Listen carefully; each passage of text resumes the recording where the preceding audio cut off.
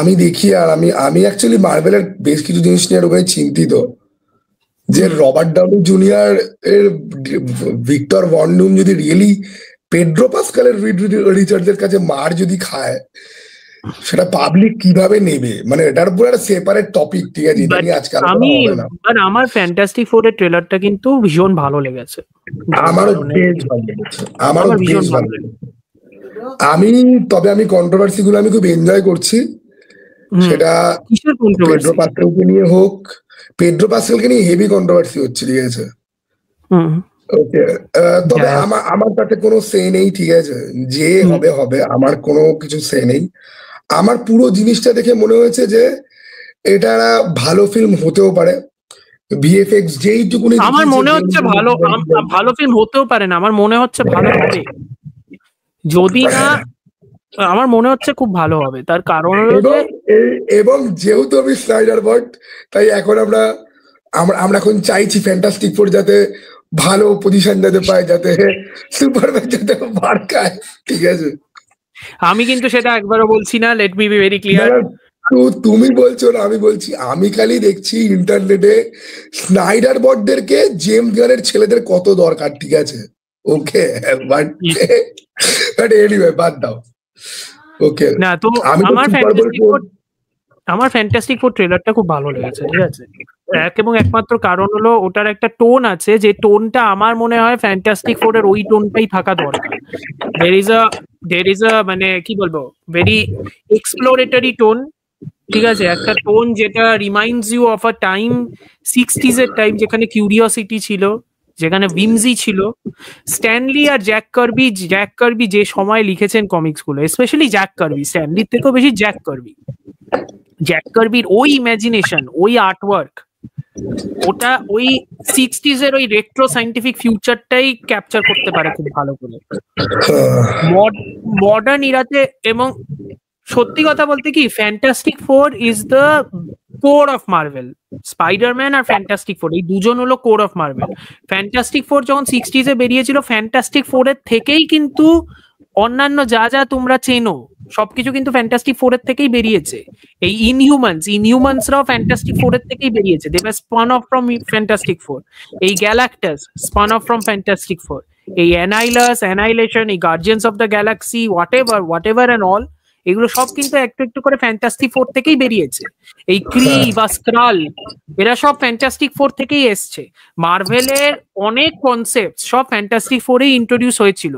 এমনকি স্পাইডারম্যানও amazing fantasy number 15 থেকে যখন স্পাইডারম্যান নিজের কমিকে আসে, সেকেন্ড ইস্যু অফ স্পাইডারম্যানে কিন্তু ফ্যান্টাস্টিক ফোর কে গেস্ট অ্যাপিয়ারেন্স করানো হয়, যাতে স্পাইডারম্যানের কমিক বিক্রি হয়।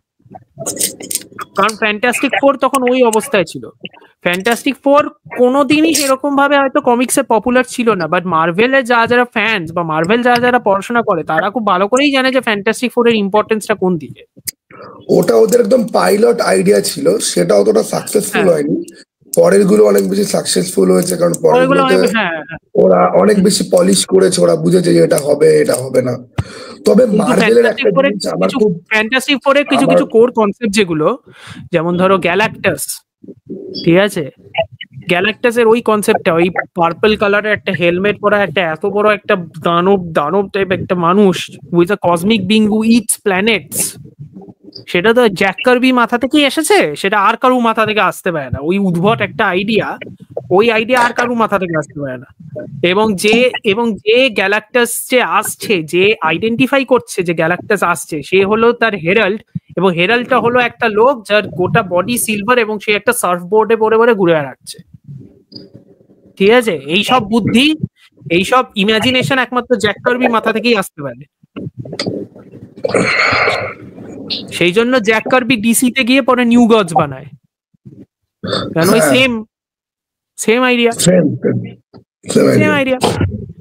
তো ওই কারণেই মানে ফ্যান্টাস্টিক ফোর এর আমার এই ট্রেলারটা দেখে আমার অ্যাটলিস্ট এই কয়েকটা জিনিস খুব ভালো লেগেছে। এক হলো, আর একটা জিনিস হলো the Thing, Benjamin J Grimm or the thing,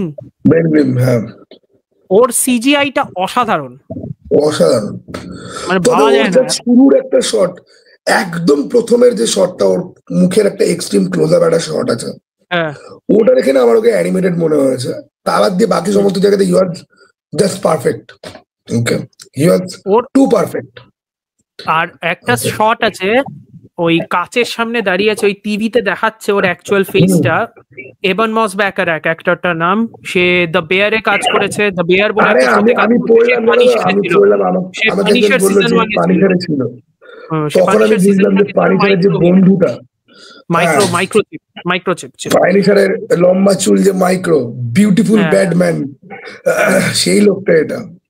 পরে আমি চিনতে পারলাম। তো এভান মস ব্যাকারাক ওই যে সিনটা যেখানে ওর ফেসটা দেখায়, তারপর টিভিটা যে বন্ধ হয়ে যায়, তারপরে ওই রিফ্লেকশনে দেখাচ্ছে যে ও নিজের ব্যাপারে চিন্তা করছে, এটা একদম totally taken from the comics.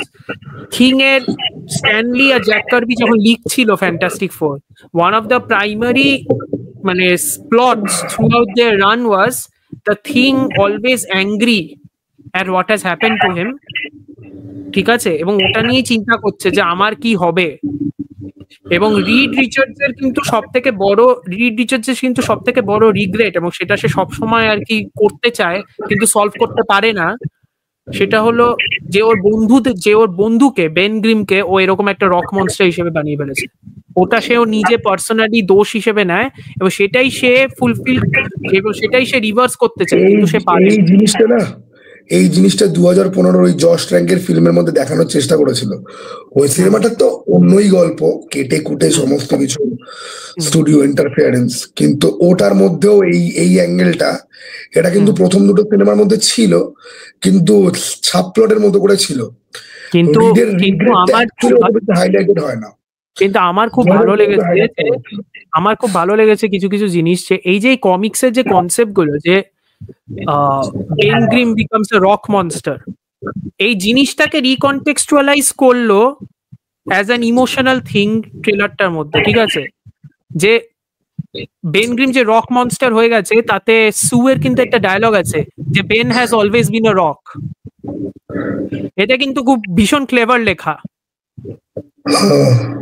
ঠিক আছে, রিকনটেক্সচুয়ালাইজ করে দিচ্ছে যে Ben was a steady person who is always going to be with you no matter what, so Ben was always a rock. এইরকম কিছু কিছু ছোট ছোট রিকনটেক্সচুয়ালাইজেশন আছে, যেটা আমার শুনে মনে হলো যে এই সিনেমাটা কিন্তু ভালো হওয়ার খুব chance. Now the bigger question is কোয়েশ্চেনটা কিন্তু খুব ইন্টারেস্টিং একটা কোয়েশ্চেন। দুটো কনসেপ্ট মার্ভেলে ইন্ট্রোডিউস করা হচ্ছে, যে দুটো কনসেপ্টই কিন্তু আলটিমেটলি প্রুভ করছে যে দ্য ফ্যান্টাস্টিক ফোর, যে এই দুটো কনসেপ্টের এক্সিস্টেন্স এমসিইউতে আগে থেকেই ছিল কিন্তু এখন নেই। এই জিনিসটাকে সিনেমাতে কিভাবে ঢোকাবে? কারণ এইটা যদি সত্যি হয় যে ফ্যান্টাস্টিক ফোর অন্য একটা ইউনিভার্সে, তাহলে কথাটা তো হয়েই গেল, তাহলে বাদ দাও। কিন্তু এইটা যদি হয় এই ফ্যান্টাস্টিক ফোরটা অ্যাকচুয়ালি এমসিইউতেই ছিল এবং কোনো কারণে ওদেরকে আলাদা ইউনিভার্সে ঢুকিয়ে দেওয়া হয় এবং সেটাই দেখছি আমরা, তাহলে কিন্তু খেলাটা ঘুরে যাবে। এই সেম কনসেপ্টটা কিন্তু তোমার যে ফেভারিট মার্ভেল ট্রেলার, যে সিনেমাটা নিয়ে তুমি সব থেকে বেশি এক্সাইটেড, এই সেম কনসেপ্টটা ওই ট্রেলারের মধ্যেও আছে, which is the Sentry in Thunderbolts. Same concept. কারণ এই লেটেস্ট থান্ডারবোল্টস এর ট্রেলারটা দেখে আমি ফিদা হয়ে গেছি। I was like ভাই, you are doing the void. আমি থান্ডারবোল্টের ট্রেলারটা দেখে আমার খুব ভালো লেগেছে, বাট আমার খুব দুঃখ লেগেছে একটা জিনিস মনে পড়ে। আমি জানি না এটা কতটা সত্যি মিথ্যা, কারণ দেখো এগুলোর প্রুফ আমার মনে হয় যে আমার কাছে আছে, বাট এগুলো অ্যাকচুয়ালি প্রুফ না, এগুলো অ্যাকচুয়ালি থিওরি। 2016-17 মাঝখানে সুইসাইড স্কোয়াড 2 ডেভিড ও গনার, কি বলছি, গেভিন ও গনার, অ্যাকাউন্টেন্টের যে ডিরেক্টর, তার সুইসাইড স্কোয়াড 2 বানানোর কথা ছিল। তাতে ব্ল্যাক অ্যাডামের ভিলেন হওয়ার কথা ছিল, যে সুইসাইড স্কোয়াডের মেইন ভিলেন হচ্ছে গিয়ে ব্ল্যাক অ্যাডাম হবে, এবং একটা বাচ্চাকে উদ্ধার করা নিয়ে গল্প টল্প ছিল। সেটা থেকে ওরা আরবে যাবে, সেখানে ব্ল্যাক অ্যাডামের সাথে ওদের গিয়ে ক্ল্যাশ হবে, এবং সেই স্টোরির অনেকটা চাং জুড়ে বেন অ্যাফ্লেকের ব্যাটম্যান আর জ্যারেড লেটোর জোকারকে আমাদের দেখতে পাওয়ার কথা। জেমস গান আসে তার কিছুটা সময় পরে, এবং এই হাত চালাচালিটা হবে। সুইসাইড স্কোয়াড ক্যান্সেল হয়, ঠিক আছে, গেভিন ওকনারের সুইসাইড স্কোয়াড 2টা ক্যান্সেল হয় এবং জেমস গান সুইসাইড স্কোয়াডে হাত লাগায়। তারপরে তো জানোই সুইসাইড স্কোয়াড যেটা আমরা পেয়েছি সেটা কিরকম ছিল, সে নিয়ে আমি আর ঢুকছি না। ওই যে ঝাড়াই যে স্ক্রিপ্টটা, ওই রিজেক্টেড গেভিন ওকনারের যে স্ক্রিপ্টটা, যতগুলো লিক আছে তার মধ্যে এটাও একটা ওরকম স্ক্রিপ্ট যেটা লিক হয়েছে, যেটার উপর বেস করে ওরা থান্ডারবোল্টটা তৈরি করছে। সুইসাইড স্কোয়াডের মতো কন্টেম্পোরারি ওদের কিছু একটা চাই, যেটার জন্য থান্ডারবোল্ট একদম perfect. I mean to be fair আমি এদিকে একটা কথা বলতে চাই, থান্ডারবোল্টস এর অ্যাজ আ কনসেপ্ট ইটসেলফই কিন্তু সুইসাইড স্কোয়াডের থেকেই অনেকটা নেওয়া, ঠিক আছে, কিন্তু থান্ডারবোল্টস এর বেসিক লোকজন জানে না যেটা, যে থান্ডারবোল্টের অনেকগুলো ভ্যারিয়েশনের মধ্যে দিয়ে তো গেছে। মানে থান্ডারবোল্টের অ্যাকচুয়াল যে টিম, সেখানে কিন্তু এজেন্ট ভেনাম, পানিশার, ওটা অ্যাকচুয়াল টিম না, ওটাও একটা ইটারেশন। ওটা অ্যাকচুয়ালটা মানে আমি কারেন্ট সময়ের কথা আমি বলছি না, তাদেরকে তো লোকজন চিনবেও না, ঠিক আছে। কারেন্ট থান্ডারবোল্টস কে আমি নিজেও জানি না এখন এট দিস পয়েন্ট। এই মার্বেল নাও তো আমি পড়েছিলাম লাস্ট এই 7-8 বছর আগে, ঠিক আছে, এবং ওই রানটাই বোধহয় চলছে এখনো, বোধহয় খুব সম্ভবত। না এখন নতুন রান চলছে, ডেডপুল রয়েছে, রেড হাল্ক রয়েছে, এজেন্ট ভেনাম রয়েছে, ইলেকট্রা এখন নতুন রান চলছে না ও তারপরে ক্যান্সেল হয়েছে, রিলঞ্চ হয়েছে, আবার ক্যান্সেল হয়েছে, আবার রিলঞ্চ হয়েছে। থান্ডারবোল্টস এস আ কমিক চলে নাকি কোন? যাই হোক, তো থান্ডারবোল্টস 1990s কার্ট বিউসিক বলে একজন লেখক, উনি থান্ডারবোল্টসটা লঞ্চ করেন। থান্ডারবোল্টস ওয়াজ ওই একটা টাইমে অ্যাভেঞ্জার্সরা ছিল না ইন দ্য ইউনিভার্স, ঠিক আছে, কেন ছিল না সেখানে যাচ্ছি না। তো Thunderbolts were introduced as the গভর্নমেন্টের স্যাংশন সুপার হিরোস, এটা 90s এর কথা বলছি, হ্যাঁ, গভর্নমেন্টের sanction super heroes. They were led by a person called Citizen V, একটা লোক, আমেরিকান গেটআপ পুরো সিটিজেন ভি। ফার্স্ট কমিকটার শেষে রিভিলড হয় যে এই Citizen V and the entire Thunderbolts এর টিম, they are actually super villains. আর সেই সিটিজেন ভি হলো Baron Zemo. That was the first iteration of Thunderbolts. But আমার ফেভারিট ইটারেশন অফ থান্ডারবোল্টস, যেটা আমার অসাধারণ ভালো লাগতো সেই ইটারেশন অফ থান্ডারবোল্টসটা, সেটা হলো এটা হাইট, হ্যাঁ, এই থান্ডারবোল্টস এর ইটারেশনটা ছিল নরম্যান অসবর্ন। আরে ও তো ডার্ক অ্যাভেঞ্জার্স, না, তার আগে থান্ডারবোল্টস করেছিল, তার আগে থান্ডারবোল্টস করতো, থান্ডারবোল্টস থেকে ডার্ক অ্যাভেঞ্জার্স এ গেছে, মানে ওর ডার্ক অ্যাভেঞ্জার্স এর টিমটাকে আমি দেখেছিলাম, মনে আছে, একটা দুটো বই পড়েছি ওদের। উলভারাইনের ছেলে যেটা পুরোপুরি পাগল, পুরো তার কাটা মাল, ঠিক আছে, ওদিকে বুলসাইকে হকাইয়ের আর্মর দিয়েছি। আমি খালি ভাবছি ভাই হকাই জানলে পরে কি হবে ভাই, বাট যাই হোক, সেটা দেখিয়েছিল তো, হকাই জানলে পরে কি হবে, খেপে বৌময় অসবর্নকে ঢুকে গেছিল তো লুকিয়ে। তারপরে অসবর্নকে দিয়েছে টনি স্টার্কের আর্মর। খালি ভাবছি হ্যাঁ, মানে অন্য লেভেলেই খেলা চলছে। আর X-23 মাঝখানে জয়েন করেছিল ওদের সঙ্গে কিছুদিনের জন্য। যাই হোক, হ্যাঁ, কি হয়েছিল ব্যাপারটা, যে ওই থান্ডারবোল্টস এর টিমটা লিড করছিল নরম্যান অসবর্ন, ঠিক আছে। থান্ডারবোল্টস ওটার মধ্যে ছিল ভেনাম, এবং ভেনাম সিম্বিওটটা তখন ছিল ম্যাক গার্গান, যে স্করপিয়ন ছিল, ওর উপরে ছিল ভেনাম সিম্বিওটটা, আচ্ছা, ঠিক আছে। এটা হলো আর এক লেভেল অফ পাগল, ঠিক আছে। অদ্ভুত একটা ফেরোসাস ভিলেন হওয়ার চিরকাল পোটেনশিয়াল ছিল, কিন্তু স্করপিয়নকে নিয়ে ঠিক করে কেউ যেন খেললোই জানো না, ঠিক আছে, ওকে জানি না, খুবই ওয়েস্টেড পোটেনশিয়াল বলে আমার মনে হয়। তো ওই থান্ডারবোল্টস এর টিমটা একটা অসাধারণ একটা না ভার্সন ছিল কমিক্সে। তো যাই হোক, আমার এই থান্ডারবোল্টস এর টিমটা ভালো লাগে। এই থান্ডারবোল্টস এর টিমটার থেকেও আমার mainly I am very excited about sentry. Very excited about sentry. আমার কেন জানি না মনে হয় সেন্ট্রির এই যে ভয়েডের যে ড্রেসটা আছে না, ব্ল্যাক আর ব্লু, কাইন্ড অফ ইনভিনসিবল, যেখান থেকে ইন্সপায়ার্ড, সেই ড্রেসটা বোধহয় ওরাকে মানে বোধহয় করবে। দেখে তো তাই তো মনে হচ্ছে।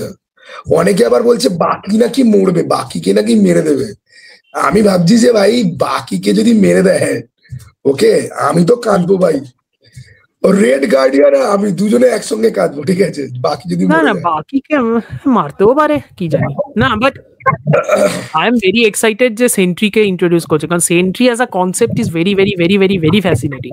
সেন্ট্রি হলো বেসিক্যালি মার্ভেল ইউনিভার্সে one of the version of Superman. Marvel ইউনিভার্সে প্রচুর ভার্সন অফ সুপারম্যান আছে।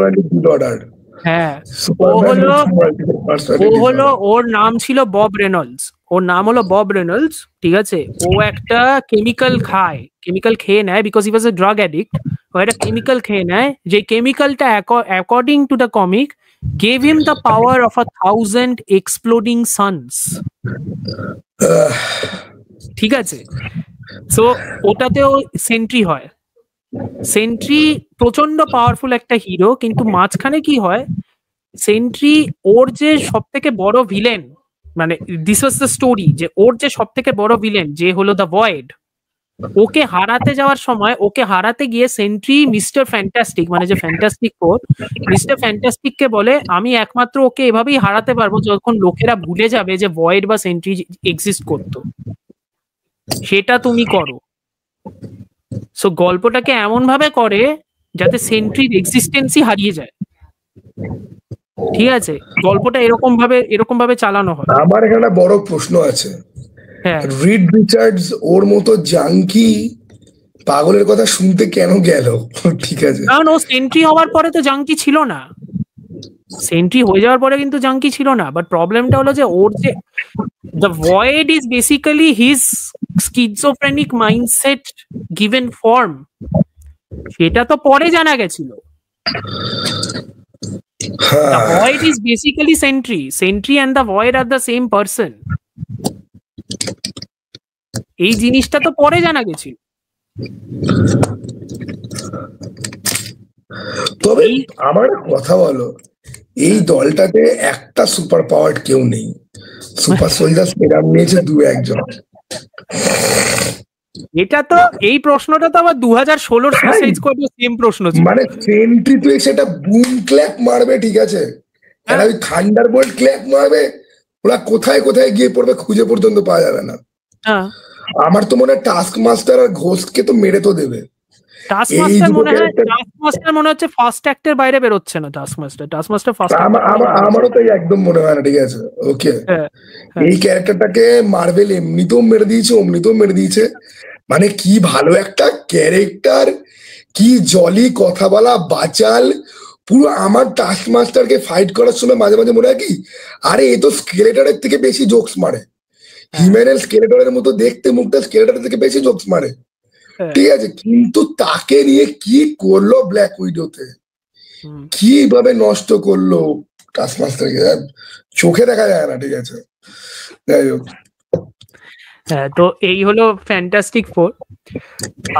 ফ্যান্টাস্টিক ফোর আর থান্ডারবোল্টস, এই দুটো সিনেমা আমার এই বছর দেখো, তিনখানা ক্যাপ্টেন আমেরিকা, রেড গার্ডিয়ান হচ্ছে কি রাশিয়ান ক্যাপ্টেন আমেরিকা, ওকে, ইউএস এজেন্ট হলো ইউএস স্যাংশনড একটা ক্যাপ্টেন আমেরিকা, হি ফেলড ক্যাপ্টেন আমেরিকা, আর এ হচ্ছে কি একদম হিটলারের তৈরি করা, যার অ্যাকচুয়ালি ক্যাপ্টেন আমেরিকা হওয়ার কথা, ঠিক আছে, যার একটা হাত ক্যাপ্টেন আমেরিকার শিল্ডের মেটাল দিয়েই তৈরি, কিন্তু সে ক্যাপ্টেন আমেরিকা হয়নি।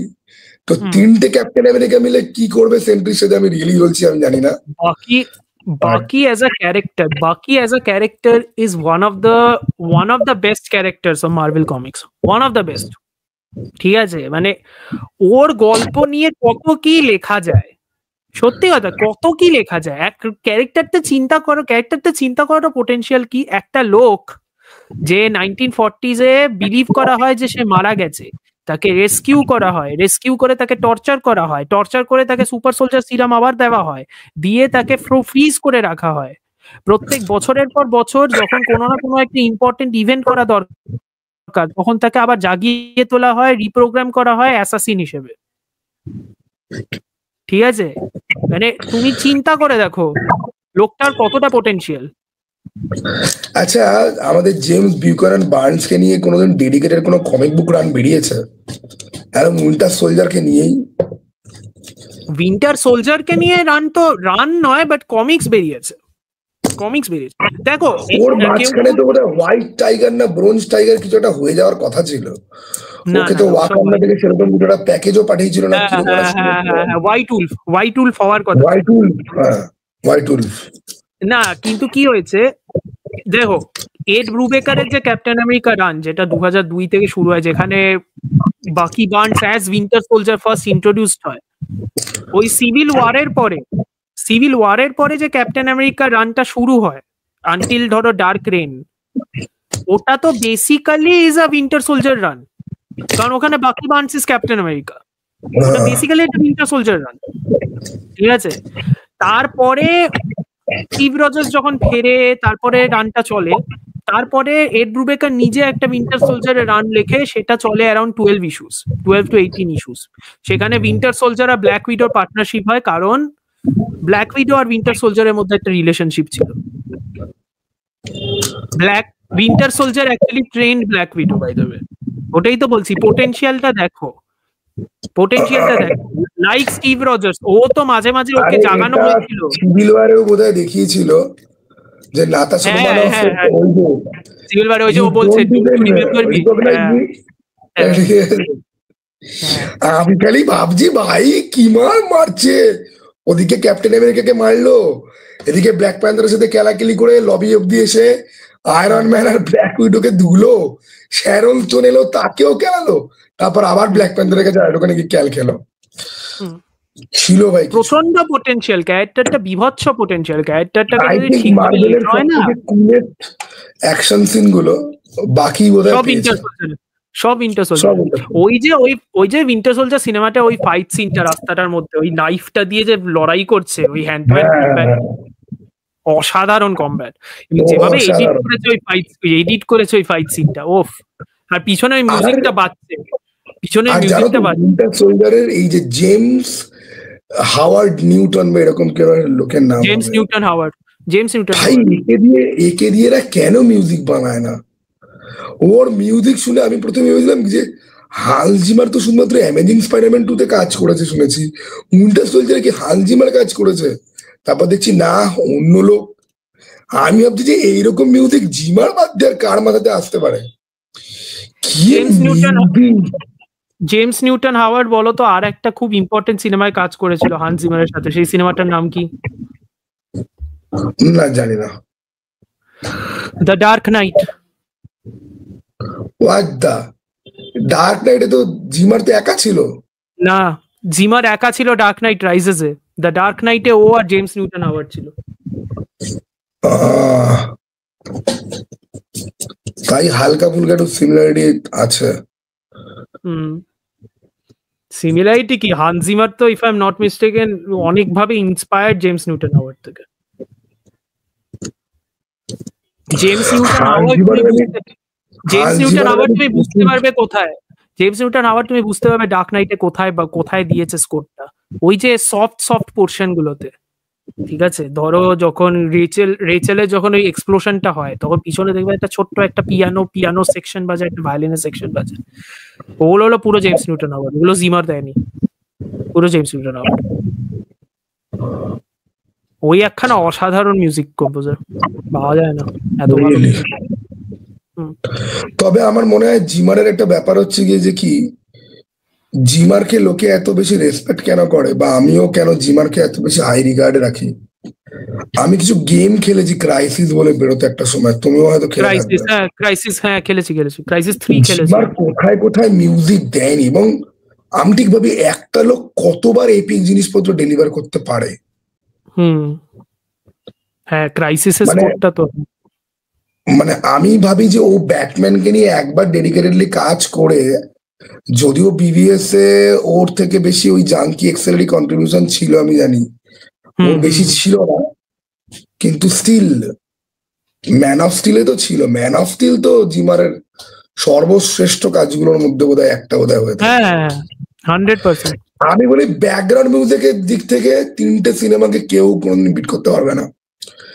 ডার্ক নাইট এই 3টে সিনেমার পরেই হয়তো আসবে, বাট ডার্ক নাইট এই 3টে সিনেমার আশেপাশে আসবে না।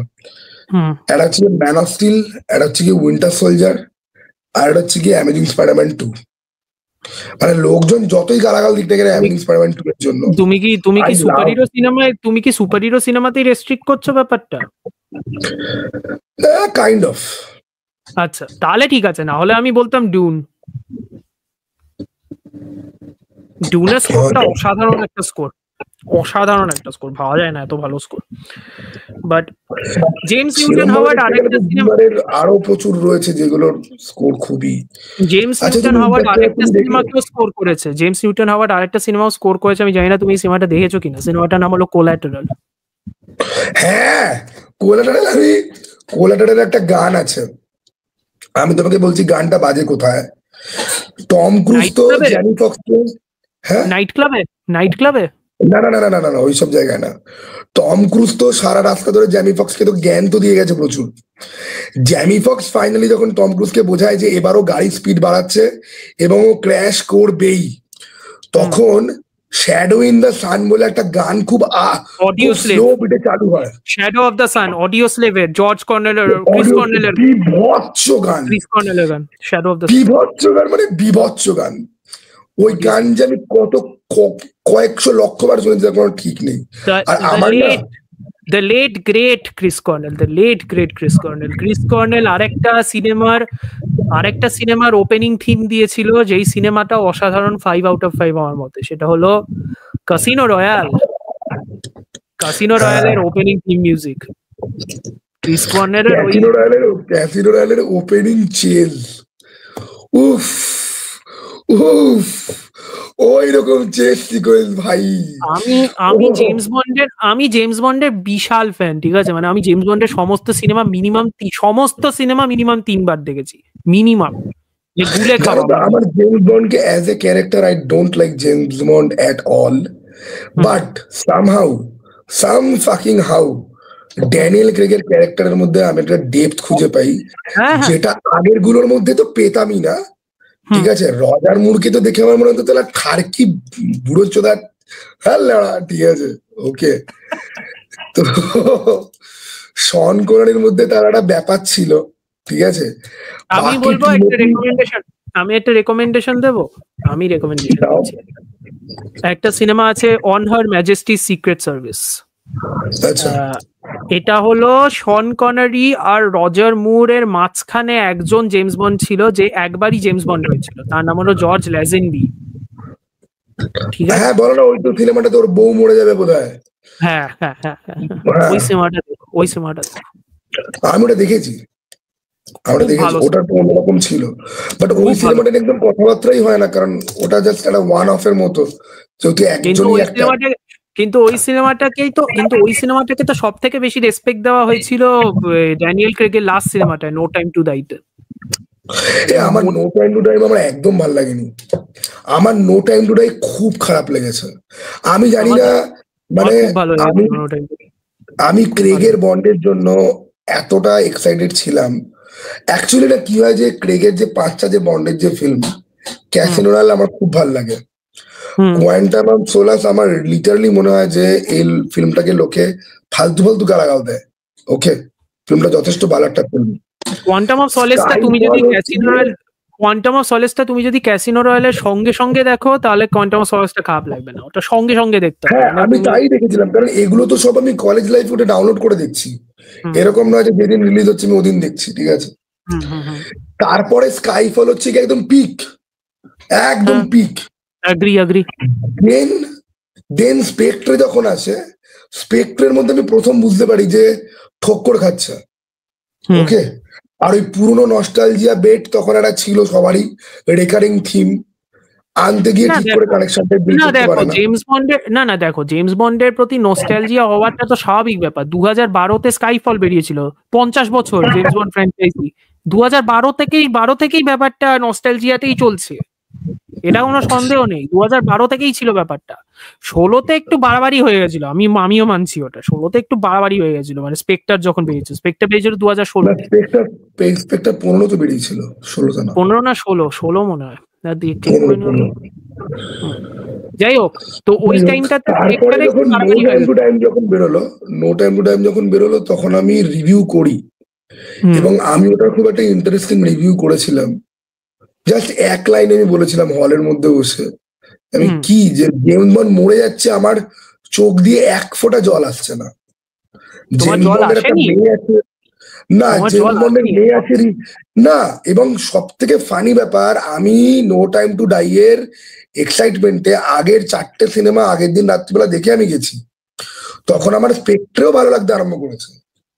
বাট এমন ফ্ল্যাট ভাবে সিনেমাটা আমার মুখে পড়লো না ছ্যাপাত করে, আমি বুঝলামই না যে হলোটা কি ভাই। আমি তো অ্যাজ এ ফ্যান বয় দেখতে গেছি, খুব বেশি ক্রিটিক্যাল ভিউ পয়েন্ট আমার ছিল না।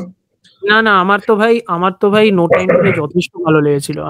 আমার লেজিটিমেটলি বন্ড যে মারা গেছে, আমার ওটাতে সত্যি আমার ভীষণ লেগেছিল, মানে আমার ভীষণ ভালো লেগেছিল যে এইভাবে এন্ড করেছে ব্যাপারটা। কারণ দেখো, কোনো জেমস বন্ড কিন্তু একটা quote and quote final film পাননি না, কোনো জেমস বন্ড কিন্তু একটা ফাইনাল ফিল্ম পাননি, পায়নি কোনো জেমস বন্ড, অ্যাকচুয়ালি ফ্যামিলিও পায়নি। ক্রেগ যেটা পেয়েছে শুরু থেকেই অন্যান্য জেমস বন্ড গুলোকে মনে হয় যে উমেনাইজার খুনি, ব্যাস, আর মারাত্মক অ্যাটিটিউড রয়েছে। ক্রেগের যে জেমস বন্ডটা, ওই গোটা জেমস বন্ডের 5টা সিনেমাই একটা ফুল কমপ্লিট একটা ক্যারেক্টার আর্ক। অন্য জেমস বন্ড গুলো দেখো, তুমি এই আর্গুমেন্টটাও রাখতে পারো, ঠিক আছে, যে 1960s থেকে 69, হ্যাঁ, ডক্টর নো মোস্ট প্রবাবলি 69, 1969 থেকে 1969 না, যাই হোক, হোয়াট এভার, যাকে, তো 61, ডক্টর নো 61, তো ডক্টর নো থেকে ডাই অ্যানাদার ডে অবধি তুমি এই আর্গুমেন্টটাকে রাখতেই পারো যে যে জেমস বন্ডটাকে আমরা দেখছি সেই জেমস বন্ডটা ওই একটাই জেমস বন্ড। আমি যদি ওই আর্গুমেন্টটাকে একটু রিয়ালিস্টিকলিও ধরি, তাহলে আমি এটাও বলতে পারি শন কনারি জেমস বন্ড থেকে রজার মুরের জেমস বন্ড কিন্তু একটাই জেমস বন্ড, ও কিন্তু ওই একটাই লোক। কেন বলছি? কারণ একটা সিনেমা ছিল, আমি জানি না ওই সিনেমাটা দেখেছো কিনা, ওই সিনেমাটার নাম হলো for Your Eyes only, James বন্ডের। ওই জেমস বন্ডের সিনেমা, হ্যাঁ, আমি বলো না ওই লোকটা যে আমাদের ডক্টর ফেট হয়েছিল, ওর সিনেমা না? না ফর ইওর আইজ অনলি, না For Your Eyes Only Roger মুরের, ফর ইওর আইজ অনলি সিনেমাটা যখন শুরু হয়, সিনেমাটা ওভারঅল ইজ ফাইন, বাট সিনেমাটা যখন শুরু হয়, সিনেমাটার একটা সিন আছে যেখানে রজার মুরের ক্যারেক্টারটা একটা গ্রেভ স্টোনের সামনে দাঁড়িয়ে থাকে, ঠিক আছে, এবং ওই গ্রেভটার উপরে ফ্লাওয়ার্স গুলো দেয়, ওটা গ্রেভের মধ্যে লেখা আছে ট্রেসি বন্ড হলো ওর ওয়াইফ, যে মারা গেছিল on her majesty secret service. আচ্ছা, ঠিক আছে, তো ওই কন্টিনিউইটিটা কিন্তু আছে। এমনকি রজার মুরের আর একটা সিনেমাও আছে, the spy who loved me, যে সিনেমাটা অ্যাকচুয়ালি ভালো হয়ে যাবে। স্পাই হু লাভড মিতে ওই রাশিয়ান স্পাইটা যার সাথে ও পার্টনারশিপটা করে, I think her name was আনিয়া সামথিং, সিমেনোভা অর সামথিং, আনিয়া সিমেনোভা সামথিং, ঠিক আছে, ওই আনিয়ার সাথে যখন কথা বলে ওই ব্যান্টার করার সময়, আনিয়া বলে licence to kill vodka shaken not stirred, had a wife who died, যেই বলেছে had a wife who died, ওই বন্ডটা বলছে all right you have made your point, প্রচন্ড সিরিয়াস হয়ে বলেছে all right you have made your point. So that is the same bond, ওই শন Connery bond থেকে George ল্যাসেনবার্গের bond, Roger মুরের bond. এক minute, তুমি এই সিনটা আরেকবার বলো, কোন সিনেমার তুমি বললে? আমার এই সিনটা ভাষা মনে পড়ছে, এটা তো ক্রেগকে এটা জিজ্ঞাসা করা হয়েছিল, ভডকা shaken not stirred, হ্যাঁ, ওটা হলো casino রয়্যালে, does it look like a give a damn, ওটা ওই স্পাই হু লাভড মির ওই সিনটারই একটা হোমাজ, কিন্তু স্পাই হু লাভড মি সিনটা ওই ওয়াইফের ব্যাপারটা বলছে। তো আমার বক্তব্য যে Sean Connery Bond, Roger Moore Bond, George Lazenby Bond, same Bond, Morales same Bond. এমনকি টিমোথি ডাল্টনের বন্ডটাও বাই দ্য ওয়ে, টিমোথি ডাল্টনের বন্ডটাও বাই দ্য ওয়ে একই। টিমোথি ডাল্টন দুটো বন্ডের সিনেমা করেছিল, একটা হলো দ্য লিভিং ডে লাইটস আর একটা হলো লাইসেন্স টু কিল।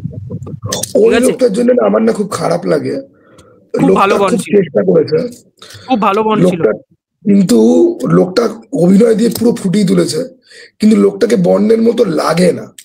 কিন্তু লোকটা মানে মানে আমি বলছি মানে যাদের কাছে অ্যাপিয়ারেন্স নিয়ে খুব একটা বেশি মাথা ব্যথা নেই, ঠিক আছে, আমার কাছে এরকম অ্যাপিয়ারেন্স নিয়ে খুব একটা বেশি মাথা ব্যথা নেই, কিন্তু কোথাও না কোথাও গিয়ে আমি জানি যে এই লোকটা সর্বস্ব দিয়ে ট্রাই করছে এবং এটা কনভিন্সিংও হচ্ছে, কিন্তু আমি হয়তো পরে একে হাই রিগার্ডে হয়তো রাখবো না, just because of his appearance.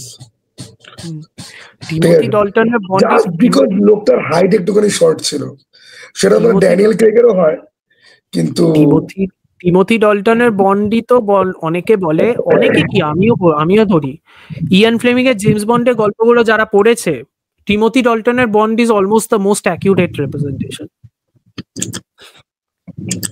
He is the most accurate representation. সেটা তোমার হেয়ার স্টাইলের দিক থেকে তুমি বলতে পারো।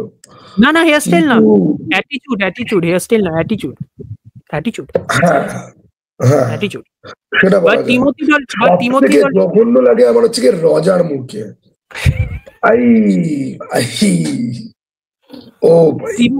টিমোথি ডলটনের বন্ডটা, আমি যে ট্রেসির ব্যাপারে বলছি, টিমোথি ডলটনের বন্ডটা লাইসেন্স টু কিল বলে যে সেকেন্ড ওর সিনেমাটা ছিল, লাইসেন্স টু কিল, ওটার মধ্যেও একটা বিয়ে বাড়িতে ফিলিক্স লাইটারের বিয়ে হচ্ছে, তখন ফিলিক্স লাইটারের বিয়ে করার সময় ফিলিক্স লাইটারের বউ ওকে জিজ্ঞাসা করছে যে James what about your wife, তখন ও বলছে let's not talk about it, তখন ও বেরিয়ে যাচ্ছে তখন ফিলিক্স লাইটারকে জিজ্ঞাসা করছে যে why is he so sensitive, তখন ও বলছে it's because of his wife, she passed away. So again, same character, basically same character. না জানো তো, বন্ডের কন্টিনিউটিকে একটা টুইস্ট দেওয়ার জন্য আজকের দিনের লোকজন এই ধরনের টুইস্ট খুব ভালোবাসে, ভালো খাবে, যে সিক্রেটলি জেমস বন্ড হচ্ছে গিয়ে সুপার সোলজার এক্সপেরিমেন্টের সাকসেসফুল একটা ফটো, অথবা আরো ভালো টুয়াইলাইট ফ্যানদের জন্য secretly he is a vampire, ঠিক আছে। সবথেকে ভালো কনস্পিরেসি থিওরি ছিল এটা, কনস্পিরেসি থিওরি কেউ বলে দেবে না ও আসলে কাউন্ট ড্রাকুলা, ঠিক আছে, হেভি অরিজিন তো হেভি মিলছে। সবথেকে ভালো কনস্পিরেসি থিওরি ছিল যে মাইকেল বের একটা সিনেমা বেরিয়েছিল, নাম হলো দ্য রক, সেটার মধ্যে যে শন কনারির যে ক্যারেক্টার, দ্য রক দেখেছো? শন কনারি আর নিকোলাস কেজ অ্যাকশন সিনেমা। না দেখিনি। দ্য রকটা দেখো, বেশ ভালো, বেশ মজার অ্যাকশন সিনেমা। ওই সিনেমাটা শন কনারির একটা ক্যারেক্টার আছে যে আর কি জেল থেকে ছাড়ানো হয় যাতে নিকোলাস কেজের ক্যারেক্টারকেও হেল্প করতে পারে টু মানে ডিসআর্ম আ nuclear missile and stop terrorist, ঠিক আছে। একটা কি বলে, একটা কনস্পিরেসি থিওরি আছে যে শন কনারির যে ক্যারেক্টারটা ও হলো বেসিক্যালি জেমস বন্ড, ওটা একটা কনস্পিরেসি থিওরি, ওটা আদৌ সত্যি না, বাট ওটা একটা কনস্পিরেসি থিওরি। এরকম থিওরি তো কত শত রয়েছে, এরকম তো প্রত্যেকটা পপুলার ক্যারেক্টারকে নিয়ে এরকম সব। আমি খালি একটাই জিনিস বুঝি, যখনই আমার মনে হয় যে ইন্ডিয়ানরা যথেষ্ট পাগল এবং সময় সময় তারা স্পিরিচুয়ালিটি দেখাতে গিয়ে কখন গিয়ে কুসংস্কারাচ্ছন্ন হয়ে পড়বে আপনি ধরতেও পারবেন না, তখনই আমেরিকানরা বলে এই ভাই আমরা আছি, তোর পাশেই আছি আমরা, we can compete you just fine, okay? যাই হোক, ঠিক আছে, চলো আজকে আমাদের পডকাস্ট এইটা আগেরটাই আস্তে আস্তে গল্প হয়ে গেছে, এটা তাড়াতাড়ি চলে আসবে আই গেস, ওকে। তো এই হলো কি ব্যাপার, তাহলে দেখার পরে তাহলে আমরা বসবো, ওকে, কেমন হলো ক্যাপ্টেন আমেরিকা 4। চলো টাটা, বাই, আবার যেন দেখা পাই, কাটলাম। কাটো।